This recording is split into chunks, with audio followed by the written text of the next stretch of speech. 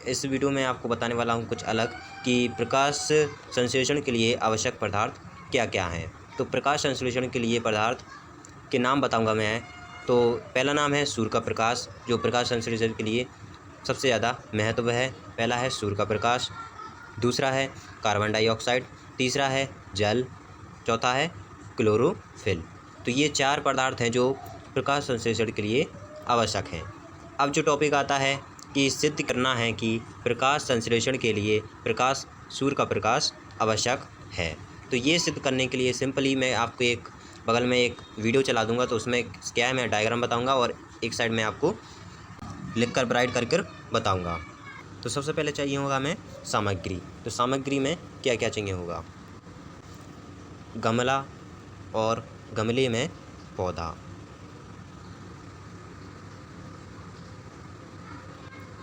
काला कागज, आयोडीन, विलयन आदि। तो ये हमें सामग्री चाहिए होगी। ये हो गई सामग्री। अब है प्रयोग। तो अब इनका प्रयोग कैसे करेंगे, तो चलिए मैं आपको बताता हूँ।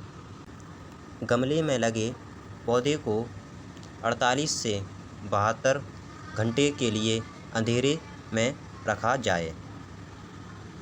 तो सबसे पहला जो है हमें क्या है, गमले को रखना है अंधेरे कमरे में या किसी अंधेरे में रखना है, ना कि सूर्य प्रकाश में, ना कि हमें रखना है सूर्य के प्रकाश में।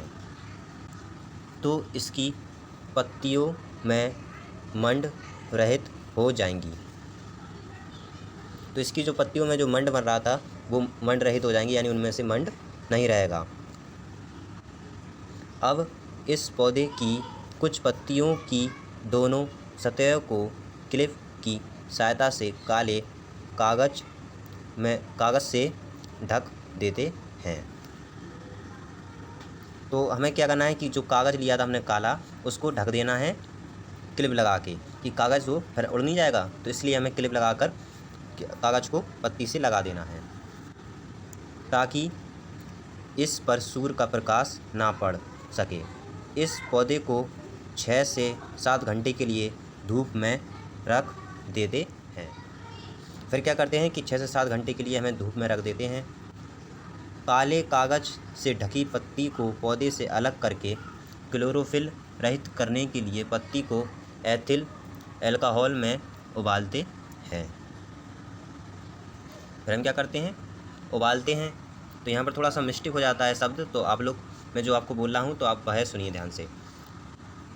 इस रंगहीन पत्ती को आयोडीन के हल्के घोल में रखने पर आप देखेंगे कि पत्ती के वे भाग जिन पर सूर्य का प्रकाश पड़ रहा था वे नीले हो जाएंगे, परंतु वह भाग जिस पर प्रकाश नहीं पड़ा उस पर आयोडीन का कोई प्रभाव नहीं हुआ।